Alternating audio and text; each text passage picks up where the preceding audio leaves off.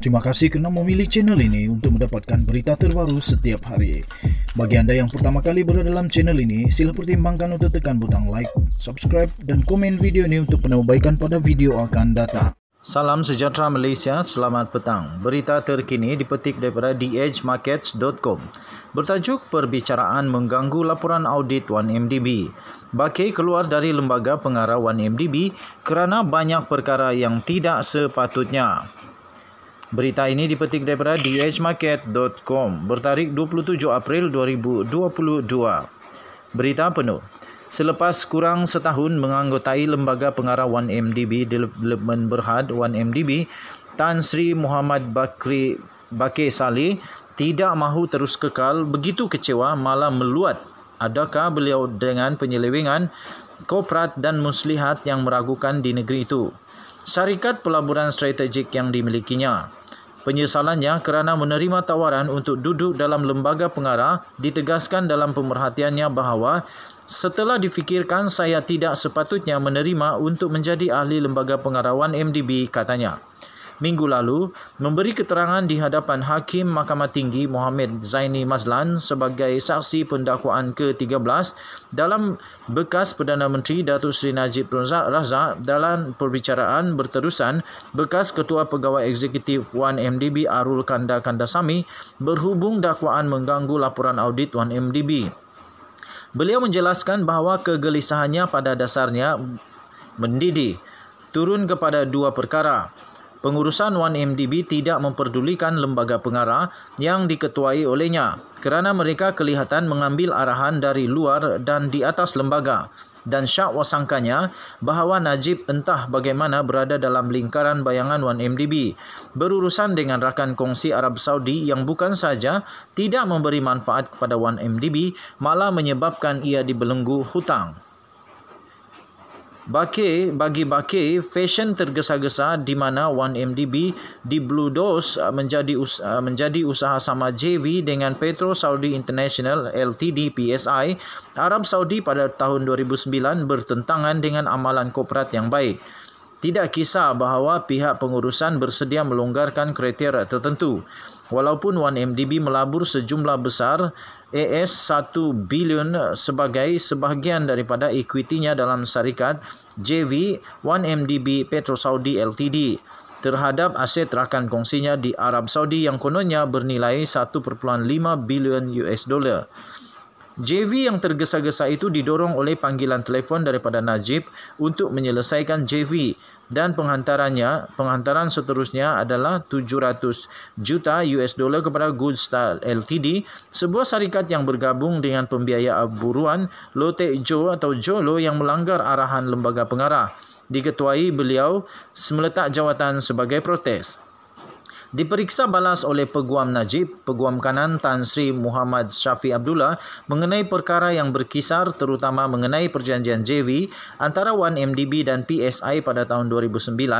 Bakir memberi keterangan bahawa lembaga pengarah 1MDB hanya dimaklumkan mengenai cadangan JV itu pada mesyuarat lembaga pada 18 September 2009, di mana lembaga pengarah menetapkan 4 syarat untuk perjanjian itu berlaku. Nombor 1, menjalankan usaha wajar ke atas PSI.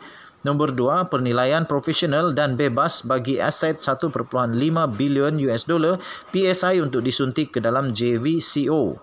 Membentuk jawatan lembaga pengarah JVCO yang terdiri daripada 3 ahli 1MDB dan 3 ahli PSI. Dan nombor 4, jumlah 1 bilion US dollar untuk dilaburkan mesti dikreditkan ke dalam akaun JVCO. Akhirnya arahan itu tidak diendahkan. Sebelum ini, Bakir telah memberi keterangan bahawa sejurus sebelum permulaan mesyuarat lembaga pada 26 September 2009, Jolo telah menyerahkan telefonnya kepada Bakir kerana Najib berada dalam talian. Najib mengarahkan Bakir untuk menegaskan keputusan kerana beliau berkata bahawa perjanjian JV telah berjalan untuk beberapa lama dan bahawa ia adalah inisiatif kerajaan ke kerajaan dan bahawa beliau mahu menyaksikan majlis menandatangani perjanjian dengan PSI. Pengasas bersama putera Turki Abdullah menjelang akhir September. Selepas perjanjian JV ditandatangani, PSI memaklumkan 1MDB bahawa suntikan aset sebanyak 1.5 bilion US dollar ke dalam JVCo memerlukan pendahuluan sebanyak 700 juta US dollar untuk 1MDB, yang bermaksud 1MDB berhutang PSI. Mengikut arahan daripada Ketua Pegawai Eksekutif 1MDB ketika itu, iaitu Datuk Syarul Azhar Ibrahim Halmi, 1MDB mengalihkan sebanyak 700 juta US dollar daripada pelaburan equity JV 1 bilion US dollar ke dalam akaun Gusta Limited atas alasan PSI mendakwa Gusta adalah gabungannya. Bakir bersama ahli Lembaga Pengarah Tan Sri Azlan Muhammad Zainul meletak jawatan sebagai protes terhadap penghantaran dana itu. Bakir pergi pada 19 Oktober 2009 dan Azlan kira-kira 3 bulan kemudian pada 11 Januari 2010. Bakir memberi keterangan bahawa pada mesyuarat 26 September, Lembaga Pengarah telah menjangkakan kemaskini dan penjelasan perjanjian itu, termasuk usaha wajar dan penemuan pernilaian. Tetapi pihak pengurusan tidak memberikan sebarang maklumat tambahan.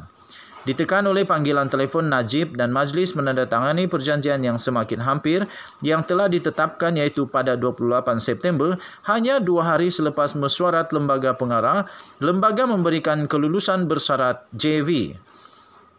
Katanya, kami menyedari kepentingan untuk memenuhi tarikh sasaran perjanjian yang akan ditandatangani pada 28 September. Tetapi kami juga menyedari bahawa kami tidak boleh tergesa-gesa melalui pelaburan dengan modal yang begitu besar, kata Bakir. Sambil menambah bahawa lembaga itu bersetuju untuk bekerjasama dengan PSI pada dasarnya. Tetapi set keperluan itu perlu dipenuhi. Bagaimanapun, tiada apa yang dilakukan malah pada masa dia berundur daripada Lembaga Pengarah. Masanya, Syafiee menunjukkan percanggahan antara kenyataan Najib semasa panggilan telefon bahawa perjanjian JV telah berlangsung untuk sudah lama dan keterangan Bakir bahawa Lembaga Pengarah hanya menyedari perjanjian itu pada 18 September. Dia bertanya sama ada Bakir telah diperbetulkan oleh Najib. Katanya, kata Bakir, saya mengambilnya kerana dia sangat tahu. Itulah cara saya mentafsirnya. Nak balik dan beritahu dia yang kami baru kenal seminggu sebelum itu tidak terlintas di fikiran saya kerana maklumat itu datang daripada Perdana Menteri. Dengan faedah difikirkan semula, kami boleh berkata apa saja, ia sangat hipotesis, kata Bakir. Tetapi dia bersetuju dengan Syafiee bahawa pengurusan mungkin telah membincangkan perjanjian itu sebelum membentangkannya kepada Lembaga Pengarah. Syafiee juga memastikan bahawa dalam panggilan telefon itu, Najib telah membentangkan senarai keinginan beliau untuk menyaksikan majlis menandatangani perjanjian itu tetapi tidak mengarahkan lembaga untuk meluluskan resolusi. Bakir bagaimanapun tetap berdiri teguh. Sekian berita, salam sejahtera Malaysia. Jangan lupa tekan butang subscribe, like dan share. Denyut nadi suara rakyat bergema di channel ini. Kita jaga kita. Tahniah diucapkan kepada Malaysia. Bye-bye.